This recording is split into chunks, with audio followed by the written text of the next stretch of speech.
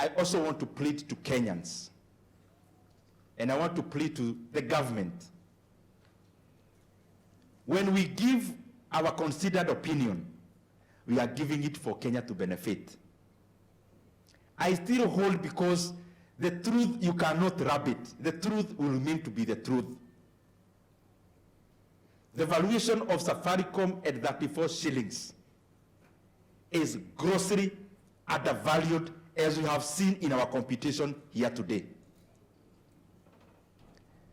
We have seen here that Kenya Power is valued at 28 billion. Even at that, double that, which is 56 billion. Do we think government can sell Kenya Power for 56 billion? They can't. Yet it's double price of what the market is trading. So I'm also appealing that all of us, let us purpose to put up Safaricom transaction in an international bid. Because people will compete for our shares, which is a 15% stake. And you can be guaranteed the 204 billion we are getting, we are going to get more than 350 billion from other people bidding for Safaricom shares. Because our market has been undervalued. And when it is undervalued, it is not the right parameter to measure the share you own. It is the right one to measure the share you want to buy, not the share you want to sell. And you have seen in the market, yesterday night, you saw that Nedbank from South Africa is buying NCBA. It is buying NCBA at a price of around 102 shillings because it's 1.24 to book value. It's about 1.4 to book value.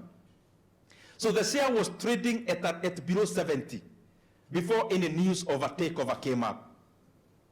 But now the company, in terms of the valuation at which Nedbank is buying NCBA, is more than 50% of that price. Meaning the market was not valuing NCBA the way it ought. And that's why there is already a transaction of the market at a much higher price. There is a transaction happening in Kenya now of a company called 𝐅𝐵L. The 𝐊𝐶 is selling to Asahi of Japan. The share price today, as you can check on the internet, of 𝐅𝐵L is 244 shillings. 244. Yet, the 𝐊𝐶 and Asahi, they are transacting the same share at 590 shillings. 590. How can we then be so incompetent as Kenya that we are selling up our government assets based on market price? The 𝐊𝐶 is not basing on market price. Nedbank is not basing on market price. Why should Safaricom be based on market price? Then you lose up value. I think when we say these things, it's not politics. It is about Kenya getting an extra 150 billion to build more roads to prosper Kenya and our systems. I want to announce to all of you here as my brothers and sisters, what we did in Keharu in terms of launching a program of learners paying 500 shillings per term. It is the journey towards totally free basic education in Kenya. And we are going to make it happen.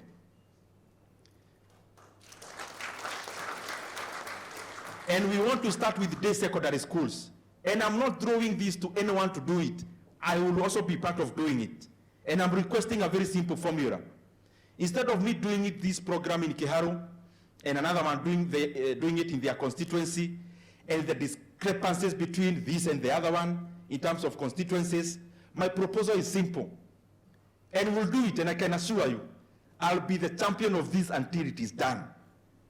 CDF at Nairobi level, even before it comes to Keharu, every constituency must be cut 30 million Kenya shillings, which will amount to 10 billion Kenya shillings nationally.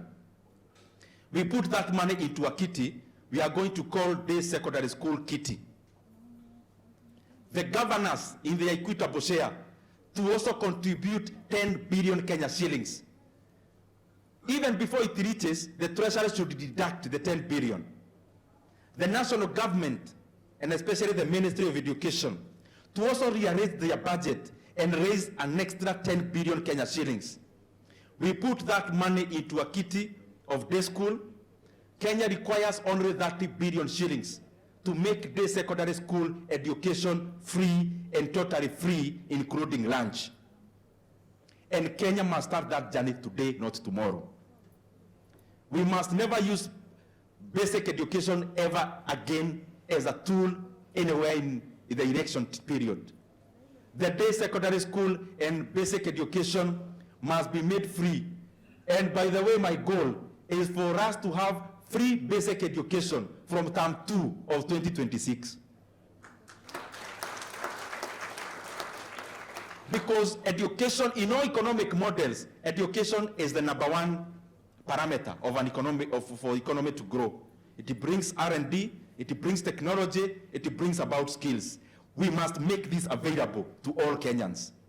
And I can guarantee you, whether I'll be alone as a member of parliament, I'll do it and it will happen. Thank you very much. Mheshimiwa, kidogo. I think our